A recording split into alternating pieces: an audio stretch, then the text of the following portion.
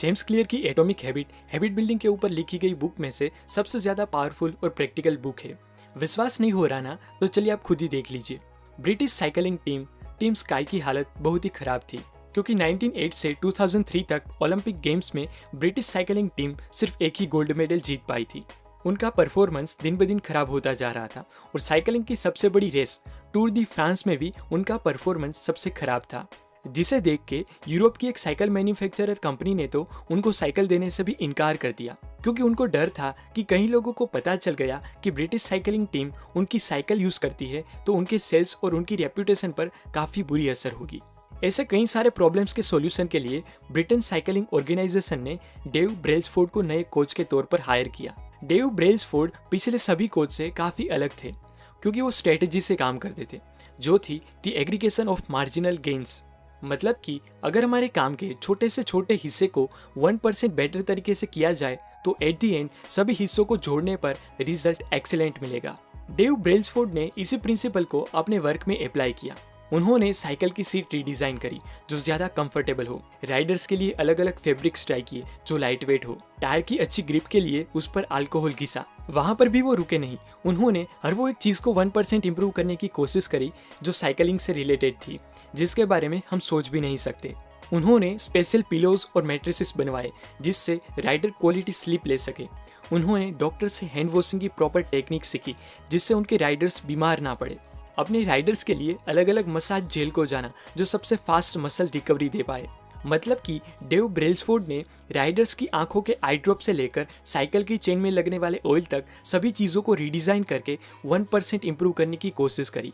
इसका रिजल्ट उन्हें 2008 में बीजिंग में हुई ओलंपिक गेम्स में देखने को मिला कि 60% गोल्ड मेडल्स उनकी टीम के पास थे और नेक्स्ट लंदन ओलंपिक में उनकी टीम ने 9 ओलंपिक रिकॉर्ड्स और 7 वर्ल्ड रिकॉर्ड्स बनाए। डेव ब्रेल्सफोर्ड की strategy the aggregation of marginal gains यानी कि 1% इंप्रूवमेंट ने 2007 से लेकर 2017 तक के 10 साल में ही एक ऑर्डिनरी साइकिलिंग टीम को 178 world championship, 66 Olympic and para Olympic gold medals और 5 टूर दी फ्रांस में जीत हासिल करने के काबिल बना दी। वैसे 1% इंप्रूवमेंट को तो हम नोटिस भी नहीं कर सकते, पर लॉन्ग रन में वो कंपाउंड इफेक्ट की तरह बहुत ही इफेक्टिव रिजल्ट दे सकता है। ऑथर कहते हैं कि आप कुछ भी पाने के लिए गोल्स की बजाय सिस्टम बनाओ, क्योंकि गोल्स डायरेक्टली रिजल्ट से रिलेटेड है, जबकि सिस्टम प्रोसेस से रिलेटेड है जो आपको गोल तक पहुंचा सकती है। हेल्दी एंड फिट बॉडी बनाना एक गोल है, पर हेल्दी फूड खाना और एक्सरसाइज करना एक सिस्टम है। एग्जाम में 98% लाना एक गोल है, पर डेली रीडिंग और सब्जेक्ट को अच्छी तरह से समझना एक सिस्टम है। गोल्स डायरेक्शन सेट करने के लिए ठीक है, लेकिन अगर आप प्रोग्रेस करना चाहते हो तो सिस्टम को ही फॉलो करो, क्योंकि विनर्स और लूजर्स दोनों के गोल्स तो सेम ही होते हैं, पर जो सिस्टम को फॉलो करता है, जो कंटिन्यूस स्मॉल इंप्रूवमेंट करता है, वो अपने गोल को इजीली पा लेता है। इसीलिए ही तो गोल सेट करके कंटिन्यूस इंप्रूवमेंट करने वाले को विनर और सिर्फ गोल सेट करके कुछ भी ना करने वाले को लूजर कहते हैं। जैसे कोई भी मटेरियल छोटे छोटे एटम्स से बना होता है, ठीक उसी तरह रिमार्केबल रिजल्ट्स भी एटॉमिक हैबिट से बने होते हैं। इसलिए अगर आप रिमार्केबल रिजल्ट्स अचीव करना चाहते हो तो गोल्स को भूल जाओ और सिस्टम को फॉलो करो। जनरली हैबिट्स दो तरह से बदली जा सकती है, outcome based and identity based. ज्यादातर लोग अपनी हैबिट को आउटकम के जरिए बदलना चाहते हैं, पर इसकी बजाय हमें आइडेंटिटी बेस्ड हैबिट को फॉलो करनी चाहिए। एग्जाम्पल देके बताऊँ तो 2 आदमी है जो सिगरेट छोड़ना चाहते हैं, पर जो आदमी आम लोगों की तरह आउटकम बेस्ड हैबिट से स्मोकिंग छोड़ने की ट्राई कर रहा है, अगर उसको आप सिगरेट की ऑफर करो तो वो कहेगा कि नो थैंक्स, मैं स्मोकिंग छोड़ने की ट्राई कर रहा हूँ। पर जो इंसान आइडेंटिटी बेस्ड हैबिट बिल्ड कर रहा है वो कहेगा कि नो थैंक्स, मैं स्मोकर नहीं हूँ। ये स्टेटमेंट बहुत ही छोटा है, पर इसकी इफेक्ट बहुत ही बड़ी है। लोग इंप्रूवमेंट तो करना चाहते हैं, पर अपनी आइडेंटिटी बदलना नहीं चाहते।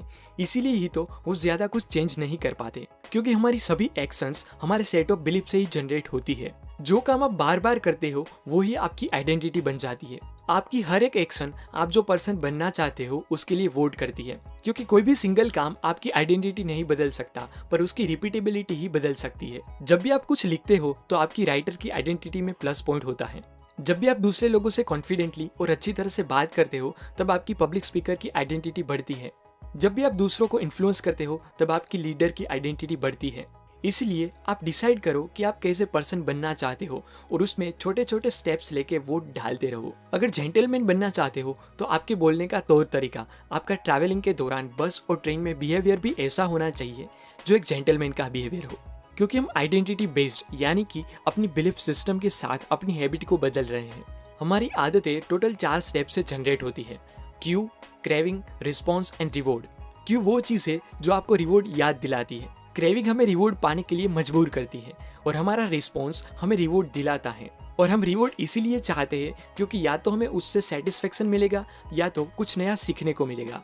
हैबिट एक बिहेवियर है जो ज्यादा रिपीट होने पर ऑटोमेटिक बन जाता है और हैबिट बनाने का हमारा मकसद प्रॉब्लम्स को बहुत ही कम एनर्जी और एफर्ट से सोल्व करना होता है। कोई भी हैबिट को हम 4 पार्ट्स में बांट सकते हैं, Q, craving, response and reward. और इस चारों पार्ट में से कोई एक चीज भी इनसफिशिएंट होगी तो वो बिहेवियर हमारी आदत नहीं बनेगा। क्यू को हटा दो तो हैबिट स्टार्ट ही नहीं होगी। क्रेविंग को कम कर दो तो आपको वो काम करने का मन ही नहीं करेगा। रिस्पॉन्स को डिफिकल्ट बना दो तो आप उसे कर ही नहीं पाओगे। और अगर रिवॉर्ड आपकी डिजायर को सेटिस्फाई नहीं कर पाया तो आप उसे दोबारा नहीं करोगे। इस Q, craving, response and reward की पूरी प्रोसेस को एग्जांपल देके बताऊं तो आप बैठे हैं, आपका फोन बजा, वो क्यू है। आप मैसेज को रीड करना चाहते हो कि उसमें क्या लिखा है, वो क्रेविंग है। आप अपने फोन को उठा के मैसेज को रीड करते हो, वो रिस्पॉन्स है। और मैसेज रीड करके आपको जो फीलिंग हुई वो रिवॉर्ड है। और रिवॉर्ड जितना ज्यादा सेटिस्फाइंग होगा उतनी ही बार आप वो प्रोसेस को रिपीट करना चाहोगे। अगर आप अच्छी आदतें बनाना चाहते हो तो आपको क्यू को विजिबल, क्रेविंग को अट्रैक्टिव, रिस्पॉन्स को इजी और रिवॉर्ड को सेटिस्फाइंग बनाना पड़ेगा। फॉर एग्जाम्पल, आप बुक्स रीडिंग की हैबिट बिल्ड करना चाहते हो तो आपको अपने क्यू को यानी कि बुक्स को विजिबल बनाना पड़ेगा। मतलब कि आप उसे कहीं ऐसी जगह पर रख दो जहां आप उसे इमीडिएटली देख सको, जैसे सोफा पर, अपने बेड के ऊपर, कहीं टेबल पर एटसेट्रा, जिससे आप तुरंत नोटिस कर सको कि हाँ, मुझे बुक रीड करनी है। नेक्स्ट स्टेप है क्रेविंग को अट्रैक्टिव बनाना। उसके लिए आप बुक्स में बुक मार्क लगाओ जिससे आपने जितना रीड किया था वो आपको आसानी से मिल जाए और 10-15 मिनट के शॉर्ट टाइम में भी आप उसे आसानी से रीड कर सको। बुक्स को आप अपने हैंड रीजन में भी रख सकते हो, यानी कि आप जहाँ पर बैठे हो वहाँ पर से अपने हाथों को फैलाने पर बुक आपके हाथों में आ जानी चाहिए, जिससे रिस्पॉन्स इजी बन जाए। बुक्स को कभी भी ऐसी जगह पर मत रखो कि आपको उसे लेने के लिए थोड़ा बहुत भी एफर्ट लगाना पड़े, बस आप उसे क्विकली ले सको ऐसी जगह पर रख दो। लास्ट स्टेप है रिवॉर्ड को सेटिस्फाइंग बनाना। किस टाइम पर कौन सी बुक रीड करनी वो भी बहुत इंपॉर्टेंट है, इसलिए सही बुक्स को चूज करके आप अपने सेटिस्फैक्टरी लेवल को बढ़ा सकते हो। और अगर आप बुरी आदतों को छोड़ना चाहते हो तो यही प्रोसेस को रिवर्स कर दो, यानी कि क्यू को इनविजिबल, क्रेविंग को अनअट्रैक्टिव, रिस्पॉन्स को डिफिकल्ट और रिवॉर्ड को अनसेटिस्फाइंग बना दो। फॉर एग्जाम्पल, आप मोबाइल एडिक्शन को छोड़ना चाहते हो तो सबसे पहला स्टेप है क्यू को इनविजिबल बनाना, यानी कि आप अपने मोबाइल को कहीं ऐसी जगह पर रख दो जहां आप उसे आसानी से ना देख सको। नेक्स्ट, क्रेविंग को अनअट्रैक्टिव बनाने के लिए आप ऐसा सोच सकते हो कि बार बार अपने मोबाइल को अनलॉक करके उसमें स्क्रॉलिंग करने से और हर रोज एक ही एप्स को खोल के देखने से आज तक आपको कुछ नहीं मिला, और इसी तरह धीरे धीरे आप अपनी मोबाइल की क्रेविंग को कम कर सकते हो। रिस्पॉन्स को डिफिकल्ट बनाने का तरीका जो मैंने अपनाया था वो शायद सबसे इफेक्टिव था। मैंने फेस और फिंगरप्रिंट लॉक को हटा के 12 डिजिट का एक पासवर्ड बनाया जिसमें capital letters, small letters, numbers और स्पेशल कैरेक्टर का कॉम्बिनेशन था। और ऐसे डिफिकल्ट पासवर्ड को टाइप करने में ही मुझे 10 से 15 सेकंड लग जाते थे, जिससे बार बार फोन अनलॉक करके एप्स को खोल के देखने की मेरी आदत कुछ ही दिनों में छूट गई। क्योंकि सिर्फ छोटे से इमोशनल रिलीफ के लिए आपके ब्रेन को कॉम्प्लेक्स पासवर्ड याद रख के टाइप करना पसंद नहीं है, इसीलिए वो कभी भी यूं ही आपको फोन अनलॉक करने के लिए नहीं बोलेगा। और लास्ट, रिवॉर्ड को अनसेटिस्फाइंग बनाने के लिए आप अपने फोन में से टाइम वेस्टिंग एप्स को डिलीट कर दो, और अगर आप कुछ ज्यादा ही अपने फोन से एडिक्टेड हो तो उसको ग्रे स्केल में यूज करो, जो आपने सोचे हुए रिवॉर्ड को अनसेटिस्फाइंग बना देगा। तो ये तो हुई सिंपल सी बात है कि अच्छी आदतों को बनाने के लिए हम क्यू, क्रेविंग, रिस्पॉन्स और रिवॉर्ड को विजिबल, अट्रैक्टिव, इजी और सेटिस्फाइंग बना दे, और बुरी आदतों को छोड़ने के लिए हम इसी प्रोसेस को उल्टा कर दे, यानी कि क्यू, क्रेविंग, रिस्पॉन्स और रिवॉर्ड को इनविजिबल, अनअट्रैक्टिव, डिफिकल्ट और अनसेटिस्फाइंग बना दे। चलिए अब कुछ इंटरेस्टिंग प्रिंसिपल्स को जानते हैं जो हमारी आदतों से रिलेटेड है। हमारी ज्यादातर आदतें the close, the many and the powerful इस 3 ग्रुप से ही बनती है, यानी कि हम वो आदतों को जल्दी से फॉलो करने लगते हैं जो आदतें हमारे नजदीकी लोग फॉलो करते हैं, जो आदतें कई सारे लोग फॉलो करते हैं और जो आदतें पावरफुल लोग फॉलो करते हैं। कई लोगों को लगता है कि उनमें मोटिवेशन की कमी है, उनमें मोटिवेशन नहीं है, इसीलिए ही वो काम स्टार्ट नहीं कर पा रहे। पर हकीकत तो ये है कि उनमें मोटिवेशन की नहीं पर क्लैरिटी की कमी है, यानी कि उनको पता ही नहीं है कि क्या, कब और किस तरीके से स्टार्ट करना है। हम इंडियंस ने मोटिवेशन को कुछ ज्यादा ही सीरियसली ले लिया है, जबकि मोटिवेशन से ज्यादा एनवायरनमेंट मैटर करता है। बोस्टन की एक हॉस्टल के कैफेटेरिया में स्टूडेंट बहुत ही ज्यादा कोल्ड ड्रिंक्स पी रहे थे। इस बात की खबर फूड मैनेजमेंट डिपार्टमेंट को मिली। उन्होंने स्टूडेंट्स को कुछ भी बोले बिना उनको कोल्ड ड्रिंक्स की जगह पानी पीने के लिए इन्फ्लुएंस किया। उन्होंने कैफेटेरिया में वाटर बॉटल्स और कोल्ड ड्रिंक्स की अरेंजमेंट ही कुछ इस तरीके से कर दी जिससे स्टूडेंट कोल्ड ड्रिंक्स की बजाय वाटर बॉटल्स लेने लगे। लोग प्रोडक्ट के बेनिफिट्स की बजाय वो कहाँ पर रखी गई है उसके हिसाब से उसे चूज करते हैं। जैसे आपके किचन में जो आइटम पैक करके अंदर रखी हुई होगी उसे आप जल्दी से नहीं उठाओगे, पर जो आइटम्स फ्रिज में या किचन के प्लेटफॉर्म पर कहीं रखी होगी उसे आप यूं ही जल्दी जल्दी खाते जाओगे। क्योंकि एनवायरनमेंट के पास ऐसे इनविजिबल हैंड्स है जो हमारे ह्यूमन बिहेवियर को बहुत ही आसानी से बदल सकते हैं। एम्स्टर्डम एयरपोर्ट के वॉशरूम को क्लीन रखने के लिए एयरपोर्ट क्लीनिंग स्टाफ ने एक सिंपल बट पावरफुल एक्सपेरिमेंट किया। उन्होंने एक छोटे से बग के स्टिकर को यूरिनल के बीच में लगा दिया, जिससे जो भी आता था वो उसी बग को टारगेट करके हटाने की कोशिश करता था। और इसी एक्सपेरिमेंट से यूरिनल के आसपास स्पिलेज काफी कम हुआ, जिससे एयरपोर्ट के वॉशरूम ज्यादा क्लीन और फ्रेश रहने लगे। हमें लगता है कि सेल्फ डिसिप्लिन के लिए बहुत ही ज्यादा विल पावर और सेल्फ कंट्रोल की जरूरत है, पर ऐसा नहीं है। डिसिप्लिन लोग अपनी लाइफ को कुछ इस तरीके से डिजाइन करते हैं कि उनको डिसिप्लिन में रहने के लिए किसी भी तरह के सेल्फ कंट्रोल की जरूरत नहीं रहती। फॉर एग्जाम्पल, अगर उनको लगता है कि टीवी उनका बहुत ही ज्यादा टाइम बिगाड़ रहा है तो वो टीवी को ही उठा के फेंक देते हैं, यानी कि ना रहा टीवी ना रहे प्रॉब्लम्स। सेल्फ डिसिप्लिन बहुत ही आसान है अगर आप उसे सिस्टमेटिक तरीके से बिल्ड करने की कोशिश करो तो। सेल्फ डिसिप्लिन, प्रॉपर इंस्ट्रक्शन और हार्डवर्क के जरिए आप कुछ भी कर सकते हो, जिसका बेस्ट एग्जाम्पल है story of Polgar sisters. Hungarian chess teacher और education psychologist Laszlo Polgar hard work पे बिलीव करते थे। उनका मानना था कि डेलिब्रेट प्रैक्टिस और अच्छी आदत को बिल्ड करने से आप बच्चों को किसी भी फील्ड में जीनियस बना सकते हो। उन्होंने इस एक्सपेरिमेंट के लिए कार्ला को चुना, जो एक टीचर थी और वो भी मानती थी कि प्रॉपर इंस्ट्रक्शन से हम हमारी स्किल को एडवांस कर सकते हैं। इस एक्सपेरिमेंट के लिए लाज़लो और कार्ला ने चेस को चुना और अपने बच्चों को चेस में वर्ल्ड क्लास तक पहुंचाने का पूरा प्लान तैयार किया। लाज़लो पोल्गर और कार्ला को 3 बेटी हुई, जिसका नाम सुजान, सोफिया और जूडिथ था। सुजान और सोफिया ने चेस में काफी कुछ अचीव किया, पर जूडिथ जो सबसे छोटी थी उसने तो 12 साल की एज में ही top 100 chess player in the world में जगह बना ली और सिर्फ 15 साल की एज में ही वर्ल्ड की सबसे यंगेस्ट ग्रैंड मास्टर बनी, जिसकी वजह से 27 साल तक वो नंबर 1 female chess player in the world बनी रही। कहने का मतलब सिर्फ यही है कि अच्छी आदतों को बिल्ड करके और प्रॉपर इन्वायरमेंट के सपोर्ट से हम काफी कुछ अचीव कर सकते हैं। अब बात करते हैं पेपर क्लिप स्ट्रेटेजी के बारे में, एक ऐसी स्ट्रेटेजी जिसने एक सामान्य बैंक एम्प्लॉय को 6 फिगर इनकम दिला दी।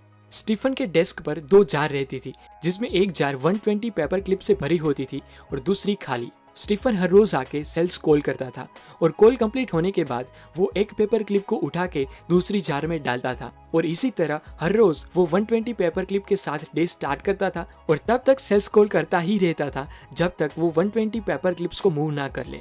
स्टीफन के इस सिंपल सीक्रेट ने बैंक को कुछ ही महीनों में कई मिलियन डॉलर्स का प्रॉफिट करवाया, जिससे उनकी इनकम मामूली 5 फिगर से बढ़कर 6 फिगर हो पाई। पेपर क्लिप स्ट्रेटेजी का यूज अपनी प्रोग्रेस को विजुअली मेजर करना है। मेथड आप कोई भी चुन सकते हो, जैसे कि मार्बल्स को एक कंटेनर में से दूसरे में मूव करना, पर एम सिर्फ एक ही है कि अपनी प्रोग्रेस को विजुअली मेजर करने से आप क्लियरली देख पाओगे कि आपके पास अभी कितना टाइम बाकी है, जो आपको कंटिन्यूस प्रोग्रेस करने में हेल्प करेगा।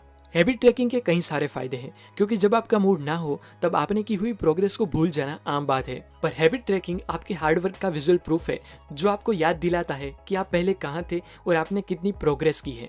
आपने इस सेंटेंस को तो कई बार सुना होगा कि think outside of the box, या अपने कंफर्ट जोन से बाहर निकलो, पर कोई स्पेसिफिकली नहीं बताता कि वो कौन से बॉक्स और किस कंफर्टेबल जोन की बात कर रहे हैं। इस प्रॉब्लम का सॉल्यूशन मुझे एटॉमिक हैबिट में से मिला, जो है the Goldilocks zone. Human brain को चैलेंजेस पसंद है, पर वही चैलेंजेस जो हमारी डिफिकल्टी लेवल के ऑप्टिमल जोन में हो। एग्जांपल देके बताऊँ तो आपको टेनिस खेलना पसंद है, पर अगर आप एक 10 साल के बच्चे के साथ सीरियसली खेलना स्टार्ट करोगे तो जल्द ही बोर हो जाओगे, क्योंकि वो बहुत ही आसान है। उससे उल्टा अगर आप टेनिस के प्रोफेशनल प्लेयर्स रॉजर फेडरर और सेरेना विलियम्स के साथ खेलना स्टार्ट करो तो आप जल्द ही मोटिवेशन खो देंगे, क्योंकि वो बहुत ही डिफिकल्ट है। पर जब आप टेनिस आपके इक्वल प्लेयर के साथ खेलोगे तो कभी आप जीत पाएंगे, कभी वो जीतेगा, और आप तभी जीत पाओगे जब आप थोड़ा सा ज्यादा एफर्ट लगाओगे। और यही है गोल्डीलॉक्स जोन, कि इंसान तभी सबसे ज्यादा मोटिवेटेड होता है जब वो उनकी करंट एबिलिटीज की एज पर हो, ना बहुत हार्ड ना ही बहुत easy, just right at the edge. जो कभी कभार आपने क्रिकेट मैच में भी देखा होगा। कि जब दोनों टीम पावरफुल हो और जीतने में कुछ ही रन्स और कुछ ही बॉल्स बाकी हो, तब टीम जो दम लगाकर खेलती है वही उनके कंफर्टेबल जोन को स्ट्रेच करती है। इसीलिए हमें भी कंफर्टेबल जोन को स्ट्रेच करने के लिए अपनी डिफिकल्टी लेवल से थोड़ा दूर जाना है। पर याद रखें, थोड़ा सा ही दूर जाना है, बहुत दूर नहीं जाना, क्योंकि हमें हमारे कंफर्टेबल जोन को स्ट्रेच करना है, फाड़ नहीं देना। आज लोग फेलियर की वजह से नहीं, पर बोर्डम की वजह से सक्सेस को अचीव नहीं कर पाते, क्योंकि मास्टरी हासिल करने के लिए एक ही काम बार बार करना पड़ता है, और एक ही काम को बार बार करने से आप बोर हो जाते हो और वो काम को छोड़ देते हो और मानते हो कि सक्सेसफुल लोगों के पास बहुत ही पैशन होता है। पर कई सारे कोच का कहना है कि सक्सेसफुल लोग भी सामान्य लोगों की तरह बोर हो जाते थे, उनको भी सामान्य लोगों की तरह लैक ऑफ मोटिवेशन और बोर्डम फील होता था, पर फिर भी वो प्रैक्टिस को कंटिन्यू रखते थे, जो एट द एंड उन्हें वर्ल्ड क्लास बनाती थी। जेम्स क्लियर की एटॉमिक हैबिट बिल्डिंग के ऊपर लिखी गई सभी बुक्स के कंटेंट को कवर कर लेती है। अगर आप आदतों को समझना चाहते हो तो एटॉमिक हैबिट बेस्ट बुक है जो आपको रीड करनी चाहिए। अगर आप इस बुक को रीड करना चाहते हो तो इस बुक की लिंक मैंने डिस्क्रिप्शन में दे दी है, जो आपको डेफिनेटली कुछ ना कुछ नया सिखाएगी। धन्यवाद।